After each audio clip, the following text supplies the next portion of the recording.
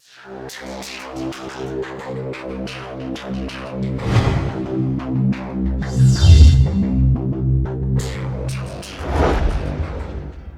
2023년 3월 30일 이정훈입니다.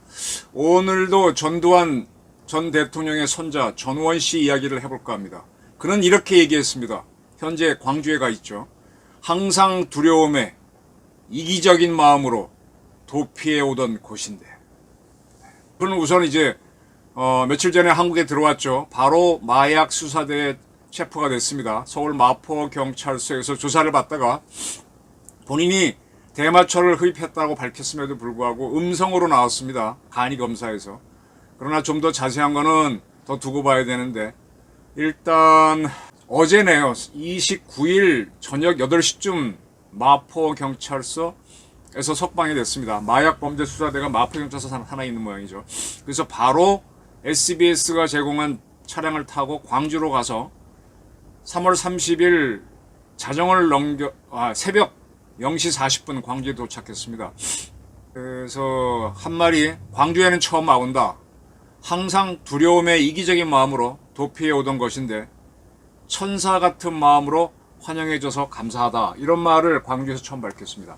그리고 의미 있는 기회인 만큼 최선을 다해서 피해자들이 억울한 마음을 최대한 풀어드리겠다라고도 했습니다. 물론 이제 진심으로 사죄한다. 본인은 아니지만 할아버지 문제로 그런 얘기를 했고, 일단은 이제 새벽에 와서 하루를 쉬고 30날은 쉬고 31일 5.18 단체들과 이제 만난다. 그리고 그는 오늘 하루 쉬는 동안 5.18에 대해서 공부하겠다라고 했습니다. 네, 이런 일들이 있었습니다. 저는 굉장히 와닿는 말이 아까 제목에서 말씀드린 것처럼 항상 두려움에 이기적인 마음으로 도피해 오던 것인데, 네, 이런 표현 상당히 솔직하다고 생각됩니다. 그런데 그러니까 29일 날 밤에 이 전우원 씨가 석방될 때 전태일 열사의 동생 전태삼 씨, 전태일 씨의 누나는 많이 언론을 탔었는데 동생이 있군요. 전태삼 씨하고 5.18 민주화운동 부산자회 관계자가 이 전우원 씨를 맞았습니다. 그리고 사과하겠다는 이 전우원 씨를 환영한다라고 했고, 같이 광주로 간 걸로 보이네요. 자, 이렇습니다. 이렇게 해서 이제 전원 씨가 31일부터 이제 광주 단체들하고 만나면 무슨 얘기를 하면서 이야기를 하겠죠. 저는 하여간 기자로서 5.18 광주가 터질 때는 제가 재수생이었습니다. 그래서 뭐 그때 사건은 제가 뭐 서울에 있었고 재수학원 다닐 때니까 광주 사정을 다 눈으로 보고, 눈으로 봤더라도 또 상부에서 돌아가는 건 알지 못하는 한계가 있겠지만 그런 상황으로 지켜봤었고요. 그래서 광주 문제에서는 학생 때도 상당히 관심이 있었는데 그 후에 쭉 취재를 하면서 이 광주에 출동한 부대들은 당시 대통령은 군통수권자는 누가 뭐래도 최규하 대통령입니다. 그리고 계엄령 상태에서 79년 박정희 대통령이 돌아가시면서 계엄령이 있었죠. 그런 상태에서 계엄군이 있었고, 계엄군 사령관은, 계엄총사령관은 육군 참모총장 이희성 씨였고요. 거기에서 이제 작전 라인, 그 당시에는 육군의 작전 참모부가 있었으니까, 거기서 이렇게 짜게 되면은 각 부대들이 충정작전에 따라서 광주 지역에는 거기 지방에는 30개로 나가는 사단들이 있었죠. 황토사단이 일단 맞고, 그 다음에 광주 바로 인근에는 상무대라 그래갖고 지금은 광주시에 편입됐는데 거기에 이제 육군 각 병과학교들이 있죠. 병과학교가 지원을 하고 그게 안 되면은 호남 쪽에 있는 김제에 있는 7공수가 출동하도록 되어 있는 작전 계획에 따라 출동을 했죠. 이거는 계엄군 사령관이 총지휘를 하는 거고 거기 작전 부서가 하는 거죠. 근데 자꾸 이거를 그 당시에 보안사령관으로 있었던, 그래서 12.12 사건을 주도했던, 정승환을 체포했던 전두환 씨한테 책임을 넘기게 하는 게 지금 5.18에 대한 큰 왜곡 중에 하나죠. 몇 가지 문제가 있지만 아주 이건 대표적인 왜곡이죠.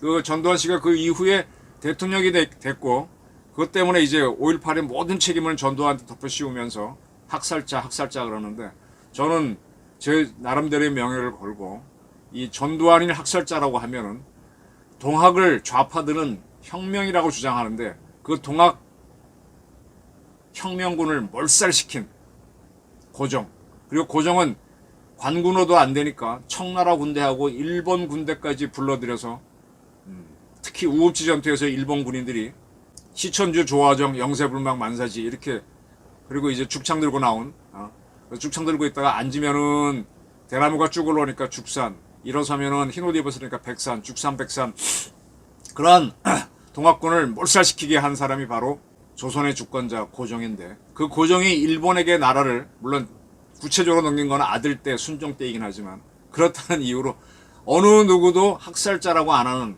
대한민국 정치학계와 역사학계의 참 비참함을 제가 말씀드렸습니다. 좌파들의 사이비 역사 인식도 말씀드렸습니다. 네, 그건 저희 주장이고요. 그 다음에 이제 광주 문제를 전두환 책임으로 이희성 씨도 처벌 받았어요, 사실. 근데 계속 밀어붙이게 된 거는 전두환 책임으로 밀어붙이게 된 거는 김영삼 씨가 자기 살려고 특별법을 만들면서부터 이렇게 됐다. 그런 여지를 열어줬다는 게 문제가 되는 거죠. 네, 그렇게 말씀드린 거였습니다.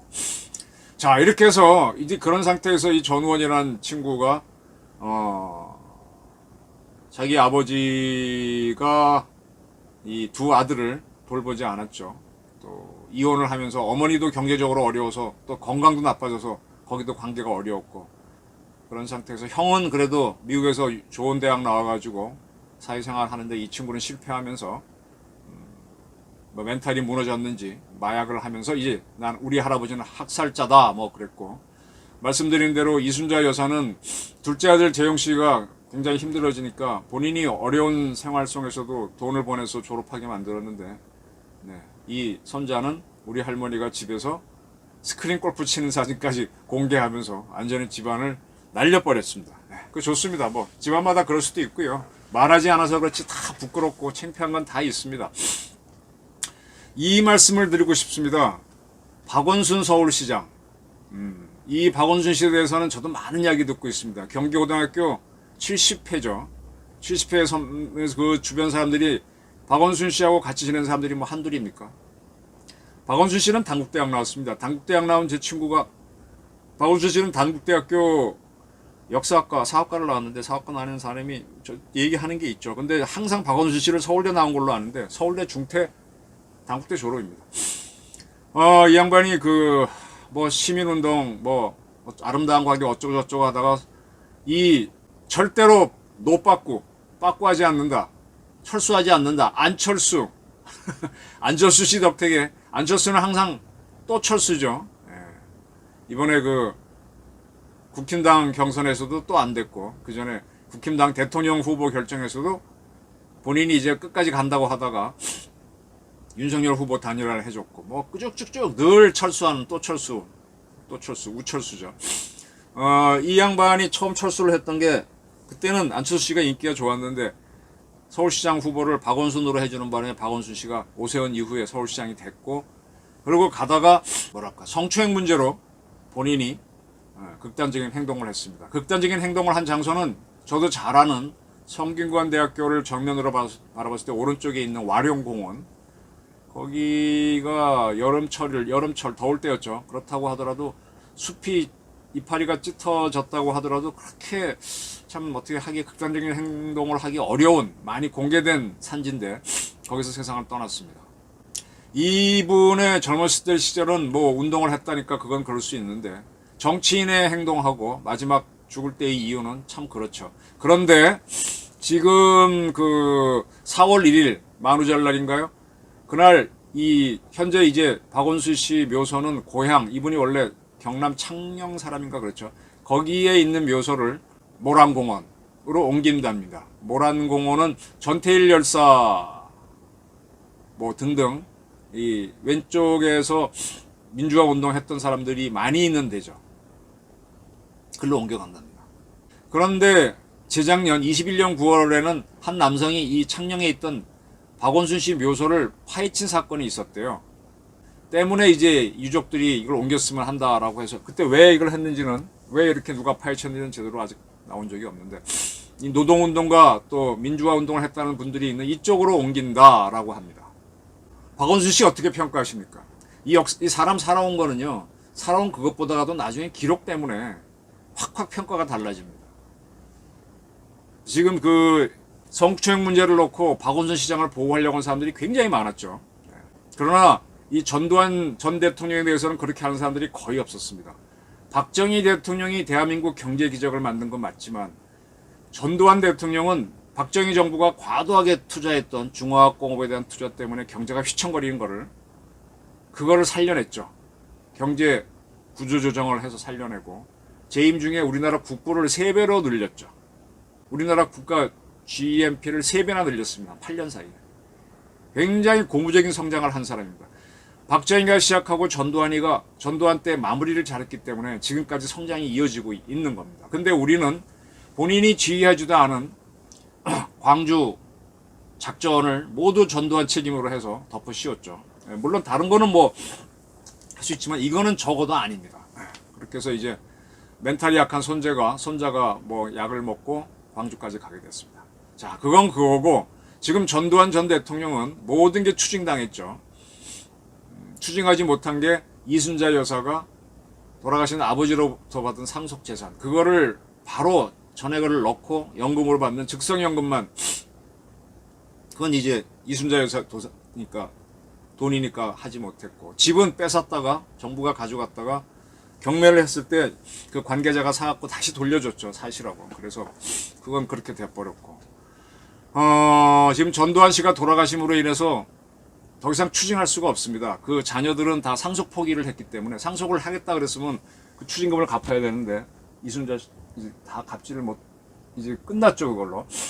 그리고 대법원도 더 이상 추징할 수 없다라고 이렇게 판결을 한 바 있습니다. 에도 불구하고 지금 민주당을 중심으로 한 사람들은 뭐 전두환 3법인가를 만들자라고 하면서 아주 그 아들들한테도 탈탈 털겠다, 뭐 그렇게 아주 강한 적대감들을 보이고 있습니다. 이게 진짜 정확한 사실을 토대로 한 건지, 모든 사람은 공과 과가 있습니다. 이승만 대통령도 4.19 때 독재하고 3.15 부정선거 한번 보게 되면 문제다 그러지만, 건국과 그 다음에 투쟁, 대일 항쟁에 있어서는 뭐 누구도 따라올 수 없는 혁혁하죠. 박정희 대통령도 뭐 시바스 리간을 먹었다, 여자들하고 같이 술을 먹었다, 그런 것만 보게 되면은 아주 추한 사례지만, 대한민국을 살려낸 걸로 보게 되면 뭐 과가 눈에 띄지도 않을 만큼 대단한 분이죠. 근데 전두환 대통령은 그런 것도 없이 오로지 과만 드러내고 있는 게 우리 좌파들을 중심으로 한 역사관입니다. 거기에 대한민국이 끌려가고 있습니다. 아까 말씀드렸듯이 전두환 대통령은 재임 중에 우리나라 국부를 3배나 늘려놓은 사람입니다. 이러한 전두환 대통령이 이제 특별법 등의 판결로 인해서 국립묘지도 못 가고 뭐 고향으로도 못 가고 돌아가신 지 한 2년 됐는데, 지금 그 납고를 한 게 그 집에 모셔놓고 있죠. 아무데도 갈 데가 없습니다. 본인은 자기 그 전두환 회고록에서 자기가 일사단장 했으니까 북한이 바라보는 전방 지역에 뿌려줬으면 좋겠다 그랬는데 그것도 지금 못하고 있습니다. 대한민국 국민들이 전두환을 철저히 받는 것이 대한민국이 잘 되는 길일까요? 싫든 좋든 대한민국을 한때 이끌었던 사람이고, 누가 뭐라 그래도 경제 지표로 보게 되면은 물가도 작고 경제 성장도 만들어냈습니다. 그리고 올림픽을 유치해갖고 기적적으로 한국이 크도록, 그리고 세계적인 냉전이 붕괴되도록 그런 행운도 만들어준 사람. 그리고 이런 데 나가서 물어보게 되면 참 서민들은 전두환 때 살기 좋았다란 말을 굉장히 많이 합니다.